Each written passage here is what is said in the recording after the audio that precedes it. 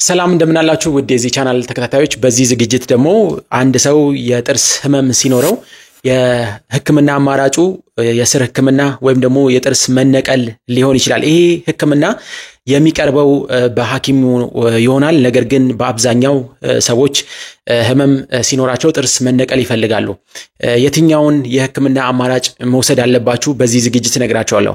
የጥርስ ህክምና በተለይ ጥርስን ሴቭ ለማድረግ ወይም ደግሞ ብቸኛው ጥርስን አድኖ እዛ ቦታ ላይ ለማስቀመጥ የምንጠቀምበት የአማራጭ አይነት ነው። ነገር ግን ጥርስን መንቀል የጥርስ ህክምና ማድረግ ካልተቻለ የምንወስደው የህክምና አማራጭ ነው።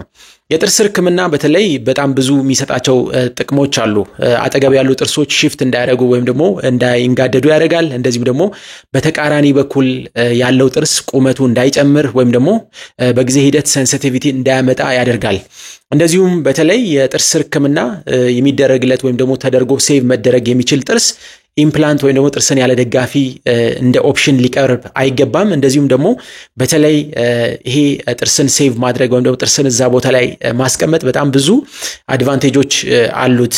ቀደም እንዳልኳችሁ የጎደሉ ጥርሶች አይኖሩም። እንደዚሁም ደግሞ አጠገብ ያሉ ጥርሶች shift አያደርጉም ወይም ደግሞ ንቅናቄ በጊዜ ሂደት አይኖራቸውም። እንደዚሁ በተለይ እንደዚህ አይነት ችግሮች በተደጋጋሚ 2 ጥርስ 3 ጥርስ የሚነቀል ከሆነ ያነካከስ ለውጥ በጊዜ ሂደት ይመጣል። ያነካከስ ለውጥ ደግሞ በጊዜ ሂደት ቴምፖሮማንዲቡላር ጆይንት ዲስፋንክሽን ወይም ደግሞ TMJ ብለን የምንጠራውን የመንጋጋ መገጣጠሚያ ህመም በጊዜ ሂደት ሊያስከትል ይችላል። ስለዚህ የጥርስ ህክምና መደረግ ያለባቸው ጥርሶች ወይም ደግሞ በህክምና ሴቭ መደረግ ያለባቸው ጥርሶች መነቀል የለባቸውም። እናንተም የጥርስ ህክምና እንደ አማራጭ ሲቀርብ ይነቀልልኝ ማለት የለባችሁም።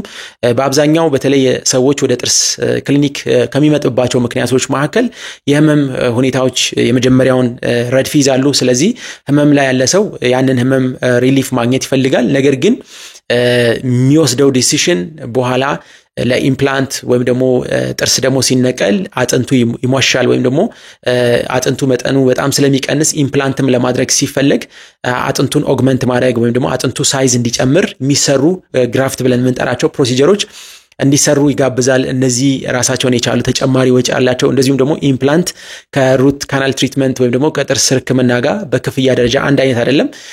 ነገር ግን በተለይ ብዙ ሰዎች ለጥርስ መነቀል የሚቀርብላቸው ክፍያ በጣም አናሳ ስለሆነ እንደዚህም ደግሞ የጥርስ መነቀሉ በሰዓቱ ህመሙን ሙሉ ለሙሉ ያጠፋል ብለው ስለሚያስቡ ወደ ጥርስ መነቀሉ የማዘንበል ሁኔታ አለ። ነገር ግን ጥርስን መነቀል ቀደም እንዳልኳችሁ አጠገብ ያሉ ጥርሶች shift እንዲያደርጉ እንደዚሁም ከላይ ከተነቀለው ጥርስ ከላይ ወይም ደግሞ ከታች ያሉ ጥርሶች ቁመታቸው እንዲጨምር እንደዚሁም ደግሞ በጊዜ ሂደት ያነካከስ ለውጥ እንዲመጣ እንደዚሁም ደግሞ የጥርስ ሴንሲቲቪቲ ወይም ደግሞ የህመም ስሜት በጊዜ ሂደት እንዲመጣ ያደርጋል። እንደዚሁም ደግሞ ጥርስ ሲነቀል ራሱ ጥርሱ የተነቀለበት ቦታ ላይ ያለው አጥንት የመሟሸሽ ባህሪ ያለው ይሄ ጥርስ ሲነቀል አጥንቱ ከሟሸሸ ለኢምፕላንትም ስናስብ ወይም ደግሞ ኢምፕላንት ለማሰራትም ከሆነ ጊዜ በኋላ ስንፈልግ አጥንቱን ኦግመንት ማድረግ ወይም ደግሞ ግራፍት ማድረግ ያስፈልጋል። ስለዚህ አንድ ሰው በተለያየ ምክንያት ወይም ደግሞ በተለያየ የህመም ሁኔታ ደረጃ ወደ ጥርስ ክሊኒክ ሊመጣ ይችላል። የሚቀርቡ የጥርስ ህክምና አማራጮች አሉ። ሙሌት መሞላት የሚችል ከሆነ በሐኪማችሁ ይቀርብላችኋል።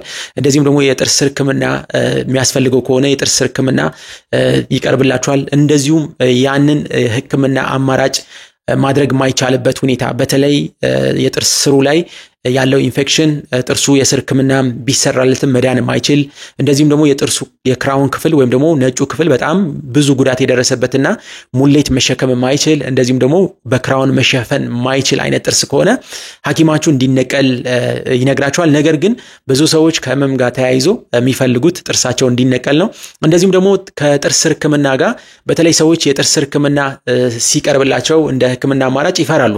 የጥርስ ህክምና የህመም አለው ብለው ስለሚያስቡ ማለት ነው። ነገር ግን የጥርስ ህክምና የሚሰራው መጀመሪያ ማደንዘዣ ይሰጣል፣ ሙሉ ለሙሉ ህመሙ ይጠፋል። እንደዚሁም ደግሞ በተለይ አኪዩት የሆነ ኢንፌክሽን ላይ ታካሚው ካለ መድኃኒቶች ይሰጣሉ። እነዛ መድኃኒቶች የህመም ሁኔታው ሙሉ ለሙሉ ያጠፉለታል። ከዛ በኋላ የስር ህክምናው ይቀጥላል። እንደዚሁም ደግሞ ታካሚው ሙሉ ለሙሉ ከህመም ነፃ ይሆናል።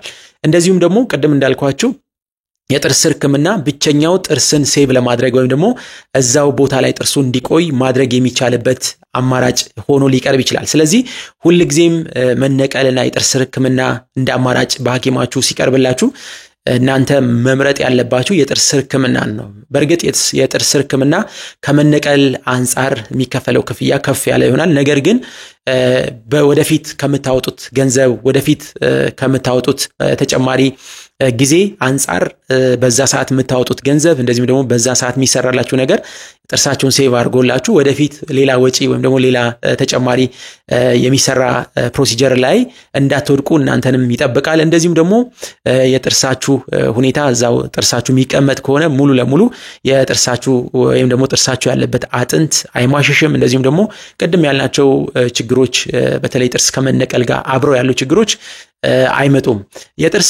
በተለይ የጥርስ ሕክምና ሲቀርብላችሁ እንደ አማራጭ መውሰድ ካለባችሁ ምክንያቶች አንዱ በተለይ ጥርስ ሲነቀል በተነቀለበት ቦታ ኢምፕላንት ማሰራት ካልቻላችሁ አጠገብና አጠገብ ያሉ ጥርሶች ደግሞ ተቀርጸው ባለ 3 ፍሬ ጥርስ ማስተካት ይኖርባችኋል። ይሄ አንደኛ ወጪያችሁን ይጨምራል። እንደዚሁም ደግሞ የጥርስ ሕክምና ተደርጎላችሁ ጥርሱ እዛ ቦታ ላይ ቢቀመጥ የምታወጡት ወጪ 3 አርቲፊሻል ጥርስ ከማሰራት እንደዚሁም ደግሞ ኢምፕላንት ከማሰራት በጣም በዋጋ ደረጃ አይገናኝም። ስለዚህ እንደዚህ አይነት የሕክምና አማራጮች ሲቀርብላችሁ ከመነቀልና ከጥርስ ሕክምና የጥርስ ሕክምናን በመምረጥ ጥርሳችሁ እዛ ቦታ ላይ እንዲቀመጥ የራሳችሁን አስተዋጽኦ ማድረግ ትችላላችሁ።